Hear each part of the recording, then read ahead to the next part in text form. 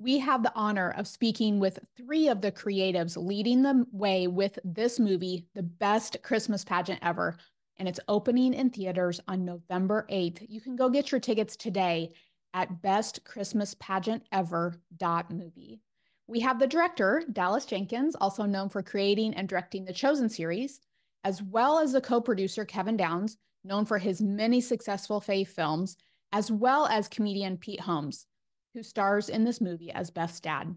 This is your Christmas movie for the year. You're going to laugh, you're going to cry, you're going to want to bring the entire family to this classic movie that will get you closer to the heart of Jesus, closer to the birth of Jesus, and when you're seeing it through the eyes of the disadvantaged and the setting of poverty. Hi, guys. Thank you for joining us, Kevin and Dallas. Thanks for having us. Yeah, absolutely. Kevin, tell us the origin of this story from a bestseller book to the big screen. Wow, I'm going to hand it off to Dallas because he's got a great origin story for him. This is his passion All project. right, let's hear this it. book right here, this is actually the copy of the book that my wife brought home for us to read to our kids. And I had read it when I was a kid, but didn't remember a whole lot about it. And I'm reading the book, and the first few chapters I'm laughing. It's very witty, it's very entertaining. And by the end of it, I am crying so hard from the heart and the message of the story that I can't read. And so my wife goes, all right, let me have it. And she reads, and she starts crying. She can't get through it. So I take it back from her. And so the Christmas tradition became us trading the book back and forth while we tried to read it to our kids, while our kids made fun of us for crying, but also loving the story so much. Right. And when I first finished it, I said, I have to make this movie. I mean, this was the movie I was born to make. The comedy, the drama, the Christmas of it all, the message of it, the story that it wrapped in this beautiful Christmas classic story, which I love Christmas and I love Christmas movies, but at the heart of it is a very, very strong and wonderful Jesus story. This is the story of the birth of Christ from the perspective of kids in poverty and how they, who hadn't heard the story before, their unique perspective, the questions they ask, the fact that they're putting their own kind of imprint onto their understanding of it actually brings them and us closer to the heart of the story than maybe we've been and how we take it for granted. So I have pursued the rights to this movie for over 15 years before finally, because of the success of my show, The Chosen, the rights holders said, all right, these other studios that had the rights or the other directors, they never got it made, we're gonna go with you. And so just talking to you about this movie is in and of itself a long-standing dream and calling come true. I read that you said it would be tough to meet your expectations of creating this movie. Did it meet your expectations? Well, yes. I mean, I love the book so much, and I've had the story in mind for so long, and I've been picturing it. It really was okay, now I have to do it. Now I have to deliver. And everyone appreciated, Kevin as a producer, appreciated my passion for it, but passion only takes you so far. If I delivered a dud, they'd be like, yeah, well, thanks for your passion, but this movie doesn't work. Trust me, and I was skeptical because my wife, this is like the holy grail outside of the Bible because was part of her curriculum with our kids, homeschooling them. And there was a lot of expectation in delivering this movie. Like, you better not mess this up. And I can honestly say I'm so proud of the film that Dallas directed and made because it really elevates the book. And not only do you get the feel-good laughter and the hijinks and all of that, but also the emotion is delivered in such a way that you want to experience it multiple times. Yeah, and the author's daughter, because the author, Barbara Robinson, is no longer with us, but her daughter said, and she was a little nervous too, because it's her mom's book, and this is sacred, and she just said, my mom is cheering right now. She was blown away by it. So the reaction has been wonderful. But at the end of the day, my family and I feel like we made the movie we wanted to make, and I appreciate Kevin and Kingdom Story Company helping that happen. But I do think we've preserved and maybe perhaps elevated the story, and hopefully this can become a Christmas classic. I definitely think it is already, no doubt. Kevin, how do you think that you were able to balance these deeper messages, the humor of it, but then the deeper message, like the true meaning of Christmas? How did you put that together so well? Well, the goal is to make a film that all audiences can access, right? And so that's good. Young and old, male and female, so that adults don't get left out just because they think they're going to a kids movie, and then kids don't think they're going to something that they just don't understand. And I think and then also people who aren't in the church, right, that's right. Who can appreciate it from the herdman's perspective. Right, yeah. Well, look, it is the best Christmas pageant ever, so if you don't celebrate Christmas, maybe it is for you and maybe it's not for you. But I do think as a moviegoer, its entertainment value is very good because it goes by super fast. And so usually as a movie watcher, if those films that end and you kind of want more, I think deliver right on target.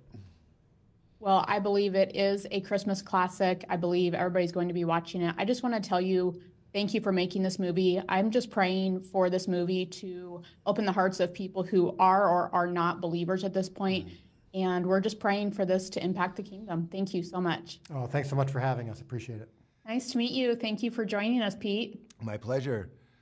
You play Beth's father, Bob, in this movie. Yeah. What did you love most about doing this movie? Oh, I didn't enjoy it. Dallas, despite his reputation, is a mongrel and a tyrant. He frequently struck me with the back of his hand. Judy smoked incessantly in front of the children, which I didn't think was ethical. And most of my scenes were cut. So I didn't enjoy this at all. I'm just kidding. Yeah, I can tell. It was super fun. Every part of it was easy and a delight. And I'll tell you something I haven't mentioned yet is everything on the set just looked so Christmassy. It was, those stores that only sell Christmas stuff? It was like being in one of those stores. I personally love those stores. So I was just like, this just feels warm and fun. And both Dallas and Judy are so funny, and the kids are great. Molly is great. So yeah, I enjoyed every part of it. That's awesome. I know I have seen that you just totally loved the set. What was so powerful about that for you? Like, was it nostalgic? What was that for you? Well, honestly, it's a type of nostalgia, but that didn't get fulfilled until I was on the set, meaning we all know that Christmas card scene where there's a hearth and there's the stockings and there's the tree and it's expertly decorated and everything's so warm and kind of sepia toned. And I have a nostalgia for that, but I'm like, I don't think I've ever actually seen it, So, Aww. I mean, like, you've seen versions of it, but it's never been that perfect. Yes. So then when I saw it in real life, it was like walking into a greeting card or something. So it was almost like seeing something you had dreamed in real life.